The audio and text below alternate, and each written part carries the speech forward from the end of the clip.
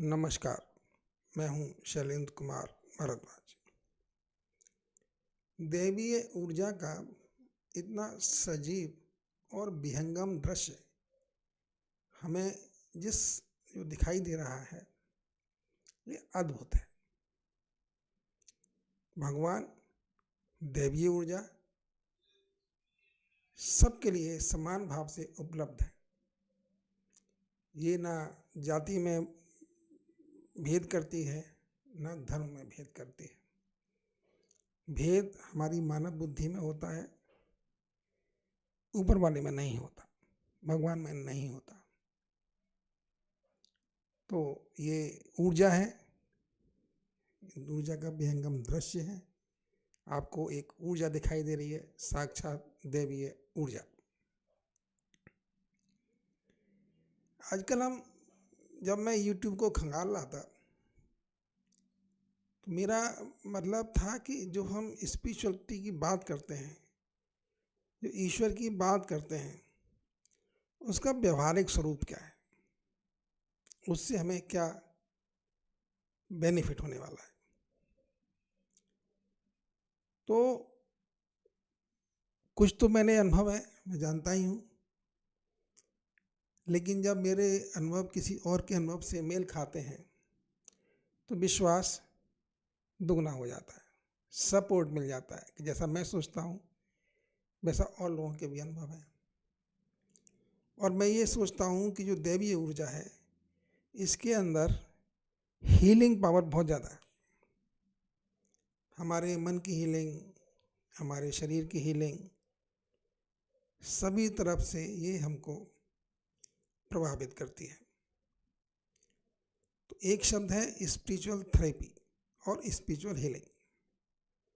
जब मैंने इन शब्द को YouTube पर देखने की चेष्टा की तो मुझे बहुत से वीडियो ऐसे मिल गए जिसमें लोगों ने कहा कि हम अपनी ऊर्जा को ट्रांसफ़र कर सकते हैं, ऊर्जा को देख सकते हैं, और हमारी जो बीमारियां हैं या जो हमारे अवसाद हैं, वो सब लैक ऑफ एनर्जी होते हैं। अगर हम अपनी ऊर्जा को किसी भी पद्धति से, किसी भी धर्म उपासना से, कहीं से भी पूर्ण करते हैं तो हमारी ऊर्जा हमको बहुत तरह के व्यवधानों से मुक्ति प्रदान करती है। अभी मैं यहाँ पर दो बातें करता हूँ। एक तो भगवान श्री कृष्ण श्रीमद् भगवद गीता। पहला कि भगवान श्रीमद् भगवद गीता में हमारे लिए क्या संदेश दे रहे हैं और क्या हम उस संदेश को ग्रहण कर पा रहे हैं, समझ पा रहे हैं। हमारे लिए क्या आदेश है, हमें क्या समझाना चाहते हैं भगवान, क्या आप ये समझ पा रहे हैं? सोचिए, जानने की चेष्टा करिए कि भगवान श्री कृष्ण हमारे लिए क्या मैसेज दे रहे हैं। दूसरा जो मेरा अनुभव है, मैं 3 चीज़ों पर फोकस करना चाहता हूँ। पहला फोकस कि मेरी अपनी शक्तियाँ, मेरी अपने अंदर 3 शक्तियाँ हैं। मैं बार बार मैं कहता हूँ, भावनात्मक शक्ति, बौद्धिक शक्ति और शारीरिक शक्ति। इन 3 शक्तियों के बीच में एक बैलेंस बनाना, एक हार्मोनी बनाना, ये मेरा कर्तव्य है, मुझे करनी चाहिए। एक ऊर्जा हम इन सबसे परे होती है, हमारे शरीर से परे है, हमारे नियंत्रण से परे है। वो ऊर्जा है दैवीय ऊर्जा। वो सर्वत्र व्याप्त है, सर्वत्र फैली हुई है, और दैवीय ऊर्जा को कंट्रोल करना, नियंत्रित करना हमारे बस में नहीं है।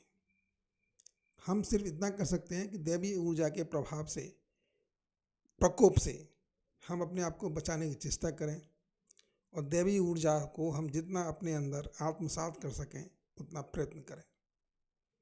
दैवीय ऊर्जा को आत्मसात करने का जो प्रारंभिक या प्रथम उपाय है वो ध्यान है और भक्ति है।